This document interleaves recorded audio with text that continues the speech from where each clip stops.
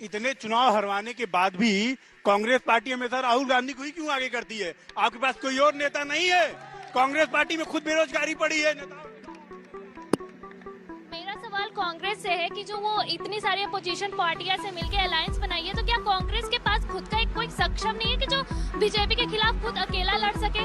Unemployment एक problem है, लेकिन राजस्थान में, मध्य प्रदेश में, छत्तीसगढ़ में कांग्रेस की सरकार थी, तो उन्होंने कितना अनएम्प्लॉयमेंट दूर। तो मैं पूछना चाहता हूँ, इनको अछूत शब्द मैंने अपने लिए इस्तेमाल किया, इनको बुरा लगा तो प्रधानमंत्री मोदी को गंगू टेली, नीच, भस्मासुर, चाय बेच, तू कहाँ से आया, तेरा परिवार क्या, तो बुरा नहीं लगा? A few minutes later. मुझे अपने घर जाना है। हेलो एंड नमस्कार दोस्तों, स्वागत करता हूं आप सभी का एक और नए वीडियो में। दोस्तों, मैडम सुप्रिया श्रीनेट, इनको भाई परिचय कराने की भाई बिल्कुल भी ज़रूरत नहीं है कि ये भाई किस तरह की प्रवक्ता हैं। दोस्तों, इस डिबेट वीडियो में भाई ऑडियंस ने शहजाद पूनावाला और एंकर अंजना ओम कश्यप ने मैडम को भाई जमकर फटकार लगाई है। दोस्तों, लोकसभा इलेक्शन को लेकर चल रही डिबेट वीडियो में ऑडियंस ने भाई मैडम से कुश्ती के सवाल पूछ लिए और दोस्तों उसके बाद तो भाई हर डिबेट की तरह मैडम का भाई इस डिबेट में भी तबीयत खराब हो गया। दोस्तों, उसके बाद तो भाई शहजाद पूनावाला और एंकर अंजना ओम कश्यप ने मैडम की भाई तबीयत कैसे ठीक की वह देखना इंटरेस्टिंग होगा। तो दोस्तों, वीडियो बहुत ही ज़्यादा धमाकेदार होने वाली है। लेकिन दोस्तों, वीडियो को स्टार्ट करने से पहले अगर आप लोगों ने वीडियो को लाइक और चैनल को सब्सक्राइब नहीं किया है तो भाई कर लो। तो चलिए बिना समय बर्बाद करते हुए इस मेन वीडियो की स्टार्टिंग करते हैं। चलो भाई, देखो अब मैं क्या करता। मेरा सवाल सुप्रिया मैम से है। मैम, जैसे आपने बोला कि ऑपोजिशन बोल रहा है कि जो ईडी और सीबीआई है वो मोदी गवर्नमेंट के हिसाब से काम ले रहे हैं, बट अगर हम कंपेयर करें इंदिरा गांधी जी की गवर्नमेंट के हिसाब से, उन्होंने तो प्रेस फ्रीडम पे भी लगाम लगा दी थी और बहुत सारे ऑपोजिट पार्टी के नेताओं को भी जेल में बंद कर दिया। इस हिसाब से आप कैसे कह सकते हैं कि मोदी गवर्नमेंट के हिसाब से सारी ये सब चीजें चल रही हैं? मुझे नहीं पता आपकी उम्र क्या है। 21 साल की लड़की है, उसका नाम है दिशा रवि। वो क्लाइमेट एक्टिविस्ट है, वो क्लाइमेट एक्टिविज्म पे काफी बात करती है। उसको दिल्ली पुलिस, अमित शाह की दिल्ली पुलिस पकड़कर दिल्ली ले आई थी क्योंकि उनको लगता था वो एक अंतरराष्ट्रीय साजिश का हिस्सा है।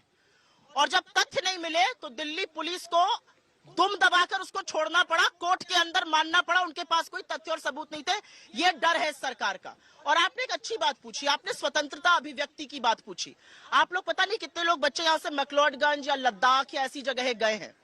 मैं आपसे एक बात पूछती हूँ, लद्दाख ले कभी जाइएगा तो वहां पर एक व्यक्ति है सोनम वांगचुक। आपने सबने 3 इडियट्स देखी होगी। 3 इडियट्स में जो आमिर खान का किरदार है वो उन पर ही आधारित है। सोनम वांगचुक ने 21 दिन का फास्ट किया, 21 दिन का व्रत किया। लद्दाख की जनता सड़कों पर है आज की तारीख में। 3 लाख की जनता है, 10% लोग आज भी सड़क पर हैं और कहते हैं कि चीन घुस आया है, हमारे चरवाहे जा नहीं पा रहे हैं, सरकार को 6 शेड्यूल में हमें शामिल करना चाहिए।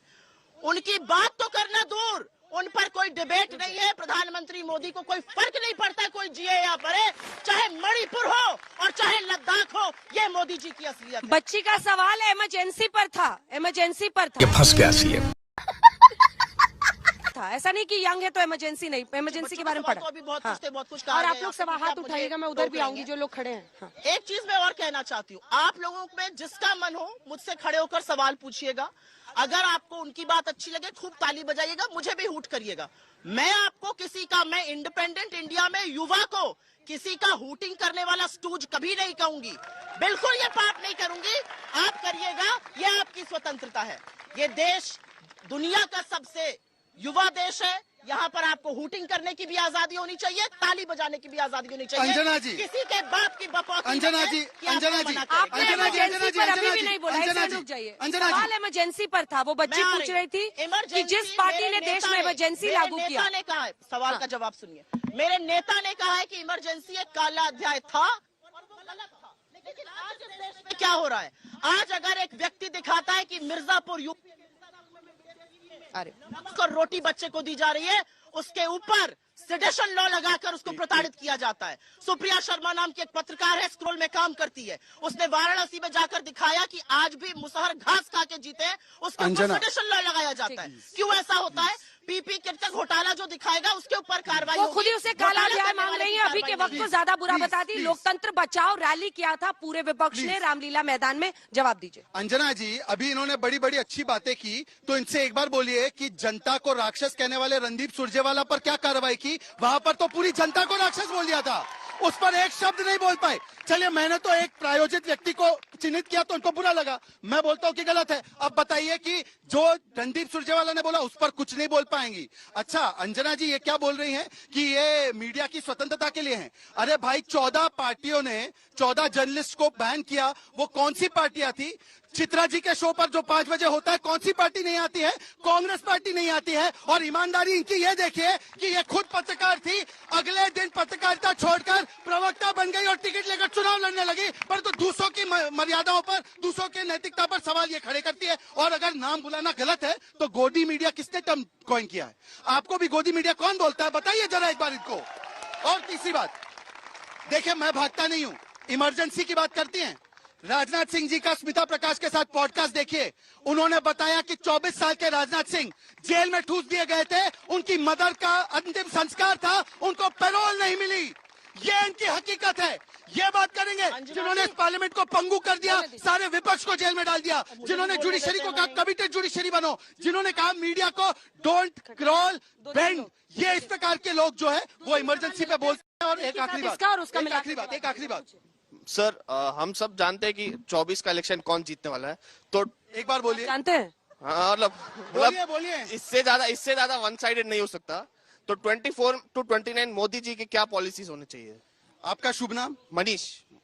ये प्रायोजित नहीं है। हाँ, नहीं, मैं बाकी कह रहा सारा हूँ, क्राउड आपका प्रायोजित है यहाँ पर। प्रायोजित नहीं है ना शहजाद जी? तालियां बज रही थी मेरे पे, वो प्रायोजित थी। अरे वही पूछ रही हूँ, आराम कीजिए, आराम कीजिए। मैं आप ही की तरफ से बोल रही हूँ, ये रिलैक्स। प्रायोजित नहीं तो कोई ये और प्रायोजित नहीं है, क्योंकि आपके पक्ष में बोल रहे। आपने मैं तो सवाल, आराम कर रही अरे हूँ। Please Supriya ji, please. तो ये आपके पक्ष में बोल रहा है, तो ये प्रायोजित नहीं है। जिसने से प्लीज इनसे भी बोला करिए जितना मुझसे बोल रही है। वो प्रायोजित है, ये प्रायोजित नहीं है। अरे मैडम, क्या डबल स्टैंडर्ड है? मैडम क्या प्रॉब्लम है आपको? मैं कह रही हूँ, अब देखिए एंकर को फिर से गाली आना शुरू, बताइए। नहीं लग एंकर रहा, को वो फिर से गाली प्रायोजित लग देना रहा है।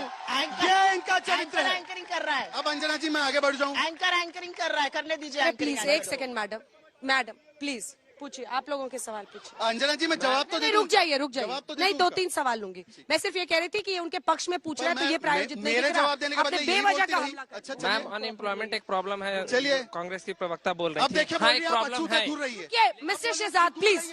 मैं अछूत हूं क्या? मतलब नहीं, मैं और पसमानदा अनएम्प्लॉयमेंट हूं, एक प्रॉब्लम मैं है, सरकार से बोलिए। लेकिन मैं इधर आ रहा हूं, कांग्रेस तो की बोलिए, सरकार दूर रहिए। राजस्थान में थी, मैं मध्य क्या प्रदेश थी। मैं क्या अछूत हूं आराम क्या? से शहजाद जी प्लीज। शहजाद जी पसमानदा हूं इसलिए क्या मुझसे ये बोला जाएगा? क्योंकि मैं पसमानदा मुसलमान हूं मुझे अछूत बोला जाएगा क्या? ये बता दीजिए। शहजाद जी प्लीज। अंजना जी अनएम्प्लॉयमेंट एक प्रॉब्लम है, लेकिन राजस्थान में, मध्य प्रदेश में, छत्तीसगढ़ में कांग्रेस की सरकार थी, तो उन्होंने कितना अनएम्प्लॉयमेंट दूर किया? सबसे और किसके? आप पूछिए जल्दी आप लोगों के। मैम मेरा सवाल है कि आपके मैनिफेस्टो में आपने रिजर्वेशन 50% से बढ़ाने का वादा किया है, तो ऊपर से आप अपनी यात्रा निकाल रहे हैं, भारत जोड़ो न्याय यात्रा, भारत जोड़ो यात्रा। आपकी पार्टी जुड़ नहीं पा रही, आपकी पार्टी के लोग निकल रहे हैं, आपके अलायंस के लोग निकल रहे हैं, तो ऐसे आप देश को कैसे जोड़ेंगे? आप अपनी पार्टी को जोड़े पहले, फिर देश को जोड़ना चाहें। ये इतने चुनाव हरवाने के बाद भी कांग्रेस पार्टी हमेशा राहुल गांधी को ही क्यों आगे करती है? आपके पास कोई और नेता नहीं है? कांग्रेस पार्टी में खुद बेरोजगारी पड़ी है। मेरा सवाल कांग्रेस से है कि जो वो इतनी सारी अपोजिशन पार्टियां से मिलकर अलायंस बनाई है, तो क्या कांग्रेस के पास खुद का कोई सक्षम नहीं है कि जो बीजेपी के खिलाफ खुद अकेला लड़ सके? क्या आप सक्षम नहीं? अब लगता है मुझे दोनों के जवाब लेते हैं। आपके साथ शुरुआत करते हैं सुप्रिया जी। आपके 3-4 शो पर सवाल। एक अछूत शब्द का इन्होंने प्रयोग किया, मैं पहले उस पर आपत्ति जताती हूँ और आपको भी वो शब्द सेंसर करके माफी मंगवानी चाहिए। 76 साल बाद आजादी के यहाँ पर आकर इन शब्दों का प्रयोग सर्वथा गलत है, जाति सूचक शब्द है, बिल्कुल माफी मांगनी चाहिए। एक महिला होने के नाते मुझे पूरी आजादी, अगर मुझे बहुत ज्यादा कोई करीब आ रहा है मैं बोलूं थोड़ा दूर रहिए, बिल्कुल मुझे आजादी, एक महिला होने के नाते आपको भी वो आजादी है। कैसे इन्होंने शब्द का प्रयोग किया? किस नाते इन्होंने शब्द का प्रयोग किया और क्यों नहीं उस पर ऑब्जेक्शन किया गया? क्या बोलते हैं यहाँ पे आके? मैं जवाब एक महिला और पुरुष का कोई अंतर ही नहीं है यहाँ पर। मैं यहाँ पर खड़ी हुई हूँ, और यहाँ पर आके मेरे पास आने मैं वाले जवाब देता किस शब्द पूरा का कर प्रयोग लेंगे, करते पूरा हैं कर ये? लेंगे। किस तरह की बात करते हैं? और इस पर आपको भी ऑब्जेक्शन करना चाहिए था। मैं ये अपनी आपत्ति दर्ज कराना चाहती हूँ। कांग्रेस पार्टी के सवाल पे, कांग्रेस पार्टी के सवाल में रुक कांग्रेस जाइए। पार्टी के सारे सवालों का मैं जवाब दूंगी। झूठ बोलो, बार बार झूठ बोलो। बाद इसके बाद नहीं, फिर आप दोनों की तू मैं रह जाएंगे। इश्यूज पे आते हैं। कांग्रेस पार्टी की लीडरशिप को लेकर 2 बच्चों ने सवाल किया। कांग्रेस पार्टी के सारे सवालों का जवाब दूंगी। अगर कुछ सामाजिक रूप से गलत यहाँ पे कहा जाएगा, उसका विरोध करना भी मेरा काम है। बोल लिया आपने। इस बोलना चाह रही थी, आपने टोका। प्लीज मैं उनको पूरा करने यहाँ पर लोगों ने इसके बाद कहा आप ही की बात। कांग्रेस पार्टी की लीडरशिप पे सवाल उठाया। कांग्रेस का नेता कौन होगा ये हम डिसाइड करेंगे ना। आज असलियत यह है कि 2014 से 2024 में नरेंद्र मोदी के अलावा बीजेपी में है कौन? नितिन गडकरी को घर बिठा दिया। जो सवाल पूछता है उसका टिकट काट पीछे से देते हैं। बच्चा चिल्ला रहा है, ऐसे कौन योगी। सा है? एक बच्चा चिल्ला रहा है योगी। अरे ज्यादा ना करवाइए, बेचारे की नौकरी चली जाएगी। जैसे शिवराज सिंह चौहान दूध में से मक्खी की तरह निकाल दिए गए, बाबा को भी अलविदा कर देंगे ये लोग। अभी देखते जाइए, 2024 में बाबा की विदाई ना कर दे। योगी मोदी की बातें मत। राहुल गांधी पर सवाल था। हाँ, तो मैं उसका जवाब दे रही हूँ। मुझे लगता है राहुल गांधी आजाद हिंदुस्तान में एक अकेले नेता है जिन्होंने कन्याकुमारी से कश्मीर और मणिपुर से मुंबई की यात्रा करी। वो मणिपुर जो 10 महीने से जल रहा है, लेकिन प्रधानमंत्री की ना तो इरादा है, ना नियत है, ना हिम्मत है मणिपुर जाने की। जो प्रधानमंत्री मणिपुर का नाम नहीं लेते, 76 दिन बाद 36 सेकंड की बात करते हैं, वो प्रधानमंत्री क्या इस देश की बात करेंगे? राहुल गांधी पर सवाल उठाने वाले वो लोग ये भूल बच्चा जाते है, हैं। जनता है। 2014 उनके इलेक्टोरल रिपोर्ट कार्ड पर सवाल है। 2019 में जब चुनाव हुआ, कुछ वोट इनको मिले, कुछ वोट हमको मिले। सम्मिलित ऑपोजिशन को इनसे ज्यादा वोट मिले, 60% वोट मिले सम्मिलित ऑपोजिशन को। किससे लड़ने चले? आपके ही चैनल दिखाते हैं, आपके ही डिजिटल वाले दिखाते हैं। जहां जाओ तड़ातड़ लोग सवाल पूछ रहे हैं रोजगार पर, लोग सवाल पूछ रहे हैं महिला सुरक्षा पर, लोग सवाल पूछ रहे हैं कि भैया महंगाई से काहे कमर तोड़ रहे हो। उसका कोई जवाब नहीं है। लद्दाख से लेकर मैंने भी नोट ना महिला महंगाई रखा हूँ। मैं जनता को याद दिला रही सब हूँ। नोट करके बैठा हूँ। पहले तो बाबा की विदाई का ख्वाब देखना बंद कीजिए। महाराजगंज से 5% वोट देकर विदा कर दिया, अमेठी से विदा कर दिया और रायबरेली से हमेशा के लिए विदा कर दिया। तो आज आप छोड़ दीजिए, 80 में से 80 में विदा होने वाले। इसीलिए मैडम ने टिकट लेने से भी मना कर दिया और ये विदा कर दिया।